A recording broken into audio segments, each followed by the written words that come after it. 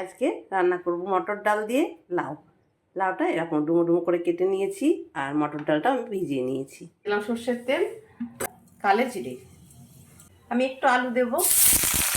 আলুটা মোটামুটি ভাজা হয়ে গেছে, দিয়ে দিচ্ছি একটু পেঁয়াজ। আলু পেঁয়াজটা ভালো মতো ভাজা হয়ে গেছে। লাউটা একটু হলুদ লবণ দিয়ে ভাপিয়ে নিয়েছি, সামান্য একটু হলুদ আর কাশ্মীরি লঙ্কার গুঁড়ো, পরিমাণ মতো লবণ আর চিনি। লাউটা খুব ভালো মতো কষানো হয়ে গেছে, দিয়ে দিচ্ছি দুটো কাঁচা লঙ্কা আর লাউটা ভাপিয়ে নেওয়ার পর যে জলটা ছিল সেই জলটাই আমি এখানে দিয়ে দেবো। এবারে ঢাকা দিয়ে একটু সেদ্ধ করে নেব। সমস্ত উপকরণগুলো ভালো মতোই সেদ্ধ হয়ে গেছে, দিয়ে দিচ্ছি ভেজে রাখা মটর ডালের বড়াগুলো।